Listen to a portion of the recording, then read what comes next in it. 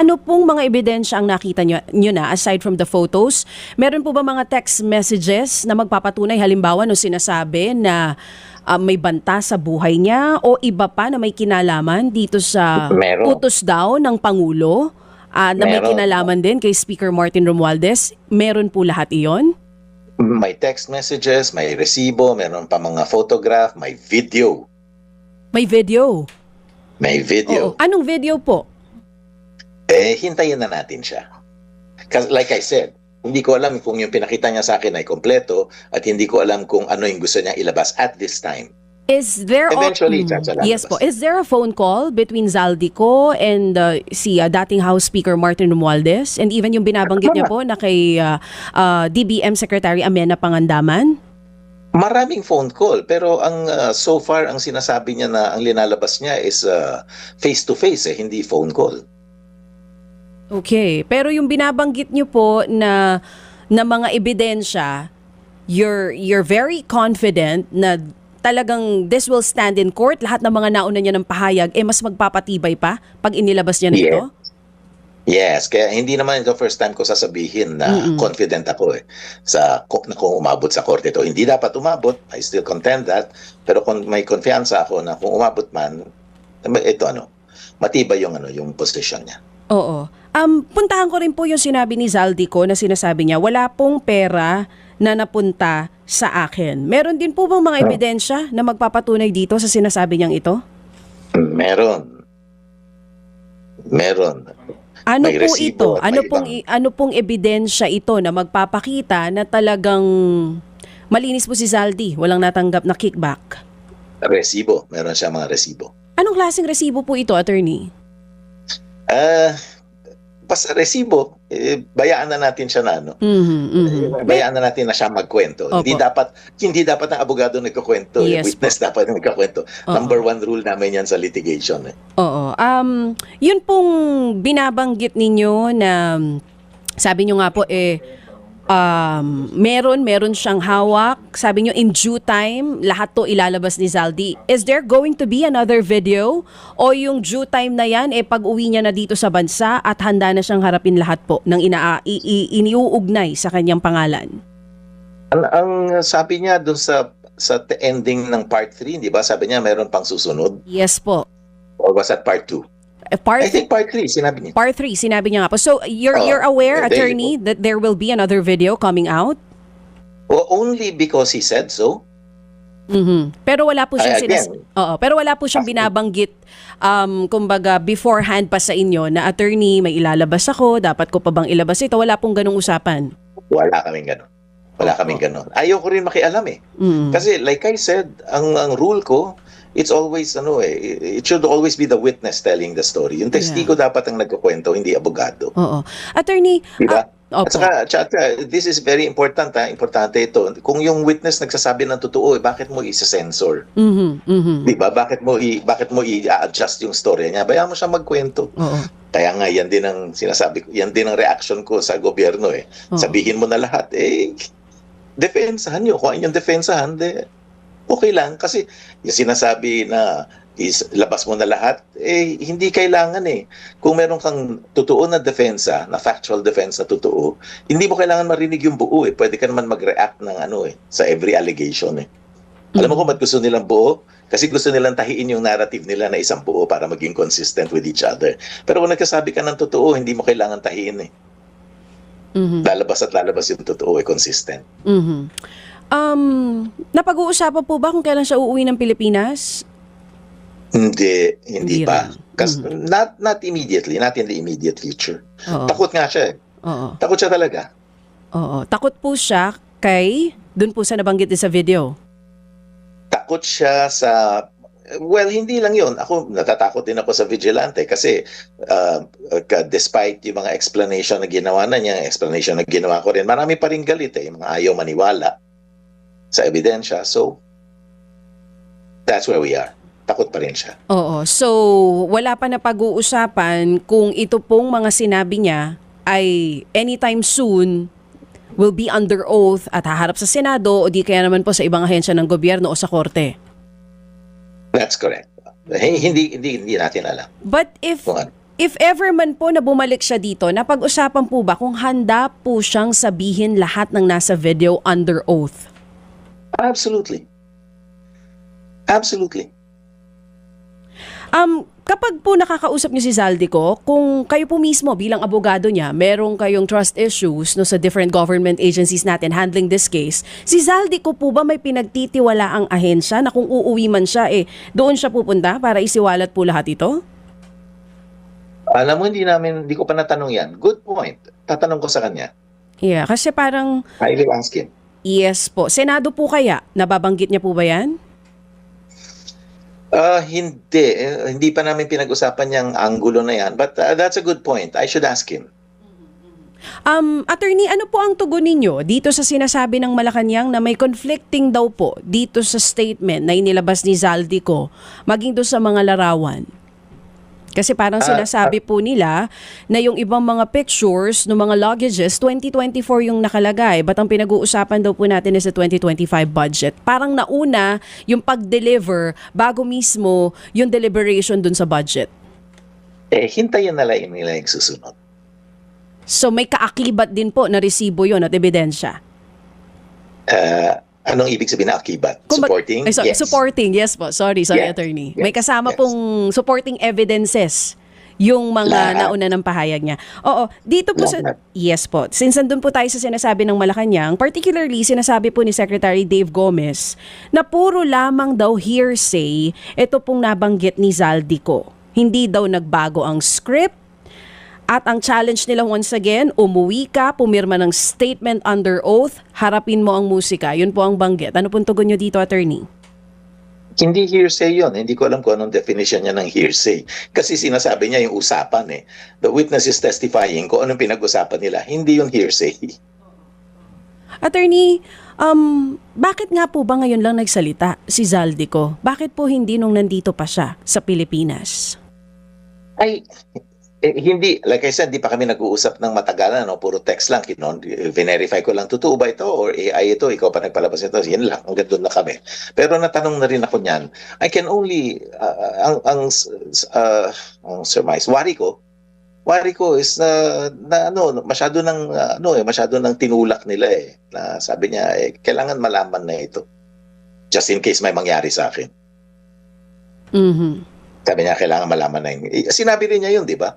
Sa video part 1, I think. Po, diba? yes Sinabi po. niya, kung mangyari sa akin, dapat malaman ng tao yung totoo. Maniwala kayo o hindi, that's on you. Diba? Hindi mo naman mafufuwersa isang tao or several people na maniwala sa sinasabi mo. Opo. Attorney, magandang umaga po. No? Sisingit lang po ako sa ilang pong katanungan. Hi, Ted. Kumusta ka na? Mabuti po. Good to see you again, Attorney. Good to see you again. Okay, Attorney, yung nga pong part 3 no, sa kanyang video, sabi niya, March 2025 pa lang, si Speaker ay nagpaparinig na sa aming mga meeting that he will shoot me if I will talk. March po ito. Bakit po nung panahon na iyon, hindi na siya agad nagsabi nitong mga binabanggit niya ngayon? Maybe because sinabi, he will shoot me if I talk. I don't know. State of mind yun, Ted. Hindi ko alam yung state of mind niya. Basta, I can tell you na talagang nung pumuputok-putok na to, kinabahan na siya. Kasi, you can imagine kung bakit, di ba? Kasi ang babanggain mo, the most powerful forces in the land. So, I can imagine. Binabanggit po din ni Ginoong Zaldico, no? Na siya lamang ang nagiging daan para kumita ang sila Romualdez at saka sila Marcos umano dito nga sa kickbackan sa mga insertions. If you are going to go back sa inyo pong naunang mga panayam, attorney, ang sinasabi po ninyo doon sa mga aligasyon ng insertion ng inyong umano'y kliyente nga during the 2025 budget na wala namang illegal sa insertions per se. Pero this time po, ang sinasabi ng inyong kliyente, doon pa lang sa insertion na ginawa umano ng presidente, may kitaan na. Paano po natin pwede kaya ma-reconcile yun? Yung insertion per se, talagang I still stand by that, Ted, no? Na hindi yun illegal kasi everyone does it. Basta ma-implement. At saka walang gimmick-gimmick on the side. Okay. Ang sinasabi niya ngayon, pinilit yung insertion na yun, pagkatapos kumita pa. Now, whether or not na-implement yun, hindi ko alam. O whether substandard yun, hindi ko alam. Basta ang point niya lang dun is talagang meron ng intention to kumikbak ng 25%. Yun yung illegal, not the insertion. Opo. Pero Yung kickback. opo. Pero doon sa aligasyon against your client na nagkaroon umano ng insertion, hango din po sa mga sworn statement ng ilang taga DPWH, nag-insert si Saldico pero wala siyang kinita, kumbaga ganon. Itong issue na ito, itong 100. Opo, Yun lang 100 yung billion. inamin niya na insertion. Opo. 100 billion, correct. Opo, Correct. pero doon sa Wala sa kasi po dito po sa, kung babalikan ko lang po ay ito pong statement nitong itong si Alcantara, laban kay Congressman Saldico, sinasabi niya, nagkaroon po ng mga, naging proponent ang inyong kliyente sa 426 flood control projects, particularly in Bulacan, in the amount of 35.024 billion pesos. So, kapag po natin pinagbasihan ng statement na wala namang problema sa insertions per se, pero dito po, sinasabi din nga, ito po ay proyekto na kung saan ang inyong kliyente ay proponent at na-insert din po ito dito po sa ating pambansang budget. So, dito po, walang kinita ang inyong kliyente. Wala. Hindi ko kino-concede yan na nag-insert siya dyan na 35 billion. I-verify ko yan. Balikan kita dyan. Okay. Pero kung ang question is may kinita ba siya, the answer is hindi. Wala siyang kinita. Okay. So, dito nga po sa kanyang statement, sabi niya na sa lahat ng ito, wala akong kinita. So, lumalabas po na bagman lang siya nila Romualdez at saka ni Pangulong Marcos at pumayag lang siya mula noon hanggang sa kanyang paglitaw ngayon na naging bagman lang siya. Hindi, wag natin sabihin bagman. Yung bagman kasi humahawak ng pera para matago eh. Pass-through lang siya. Naging delivery lang siya. Okay. Delivery agency lang siya. Okay. Di ba? Yung sabi nga niya, vinalidate din niya na sabi nung, di ko matandaan yung pangalan, si Mr. Gutesa at saka yung dalawang santo. Mark and Paul. Di ba sinabi niya sila nag-deliver? So ginamit lang yung mga tao niya para mag-deliver sa Forbes at sa Malacanang. So hindi niya hinawakan yung pera. Opo. So, kung ganun po, sir, sa kanya hong pagkatao, sabi nga ninyo sa inyo pong unang panayam, mayaman na ito, bilyonaryo na ito. 44 nga ang kanyang kumpanya na deklarado doon sa kanyang salin. So, sa kanyang pagkatao, bilyonaryo na siya, pumayag siya na siya ang conduit dito sa kickbackan na ito. Ganun po. Alam mo na, I imagine na hindi pa din namin napapag-usapan yan, hindi pa namin na-dissect yan completely. I imagine na nadala na lang siya because chairman siya ng appropriations, pagkatapos sa kanya pinadaan. If he's guilty of anything, sa akin today, ang judgment, if he's guilty of anything, it's yung lack of strength to resist. Dapat na-resist niya yun . At kailan nagsimula yung kanyang pagiging, kung ayaw po ng term na bagman, ay kolektor ng kickback umano ni Romualdez sa ni Pangulong Marcos? Again, Ted, hindi niya kinolekta, pinadaan lang sa kanya. So, para malinaw lang yun, kasi ayokong matrap dun sa semantics . I'm guessing, kasi may mga picture nga siya noong 2024, di ba? Na deliveries. So, I'm guessing at the latest, 2024. Sorry, not at the latest. As early as 2024. Kung meron 2023, 2022, hindi ko pa alam kasi hindi ko pa nakita yung, hindi ko memoryado yung ebidensya . Okay, sige po. So, again, para lang ho natin, kumbaga magkaroon tayo ng picture dito po sa kinikwento ng inyong kliyente at saka yung ating mga napanood na po't napakinggan sa mga nagdaang hearing attorney. So, kung hindi siya ang kumolekta, lumalabas na totoo ang kwento nila Hernandez and Alcantara na naghatid sila dito sa condominium sa Taguig at maging dito sa bahay po sa Pasig ni Congressman Ko at tinanggap umano nung mga tao nitong si Paul Estrada at itong isang Mark Tiksay na ito yung pera, at pagdating ng pera sa bahay ni Ko, si Ko ang naghatid naman sa bahay ni Romualdez at saka ni Pangulong Marcos diyan sa Malacanang? Hindi ko alam, Ted. Hindi ko alam kung saan yung drop-off point. But I understand what you're saying na sa akin, it would be safe to assume na dun nga sa bahay niya. Sa Valle Verde ba yun? Or isang condo? Pero again, hindi siya naghatid. Yung mga tao niyang naghatid. Wala siyang fingerprint whatsoever dyan sa cash na yan. I mean that figuratively and no. Kasi hindi ka sa kanya, pinas through lang. Ang sinabi nga niya doon sa statement niya, ginamit yung mga tao ko para mag-deliver. Opo. So, sabi nga po ninyo, depende na po yun sa nakikinig kung maniniwala sila o hindi.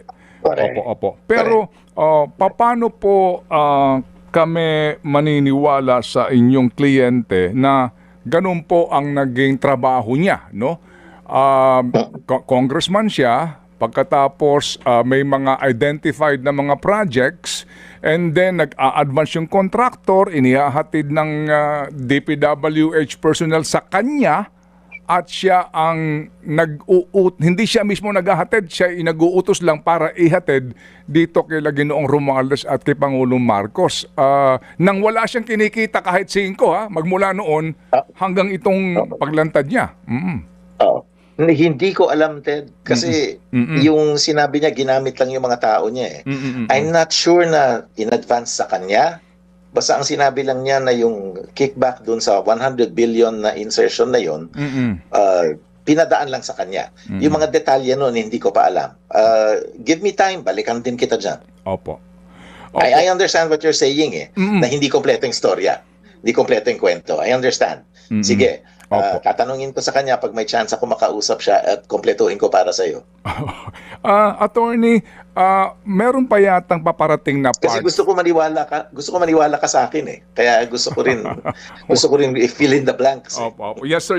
At hindi lang ako kundi ang nakikinig sa atin para po ma-establish yung kumbaga po hindi naman maitatanggi yung nasirang credibility ng inyong kliyente nga dahil for the longest time tahimik siya. Ngayon lang po siya nagsalita. Okay. So attorney, meron pa daw hong part for ito. Bakit po ba chap-chap ang kanyang statement na ang dating po sa iba, parang he's manipulating the minds of the people at para bagang ginagawa na pong teleserye na may paabang-abang pa tayo at hindi lang po ito isang bagsak kung talagang siya'y nagsasabi po ng katotohanan. Hindi ko alam, Ted. Hindi ko alam what's state of mind na naman yan. Hindi ko alam. But if I were to take a guess, kung magsa-speculate lang ako, I'm imagining kasi info overload. Diba, ako mismo, pag nag-interview ako ng testigo na info overload ako after 30 minutes, 1 hour So gusto niya, I imagine gusto niya, etong nangyari, mabigat ito na storya, i-absorb niyo muna yan, then balikan ko kayo bukas.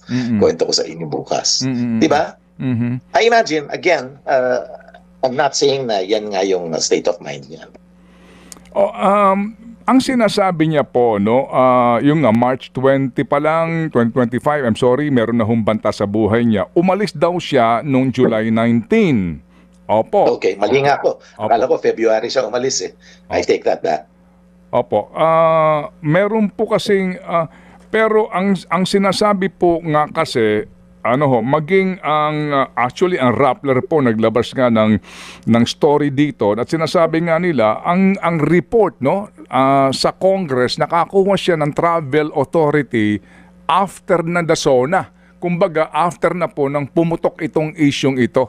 Doon pa lang po sa mga kwento ng kasi po actually bumalik siya Pagkatapos niya mag-Amerika, bumalik para ho sa campaign at eleksyon. Bumoto pa nga siya dito po sa Bicol.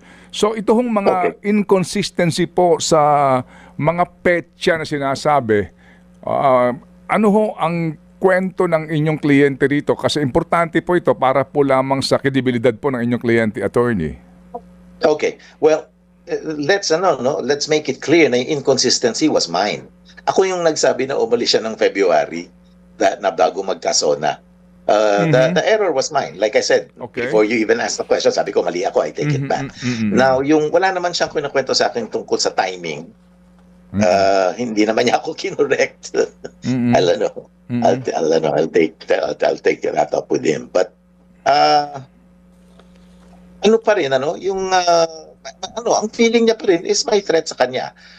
Wag na natin pansinin yung kung kailan nangyari yun. The fact is ngayon, may feeling siya na may threat sa kanya.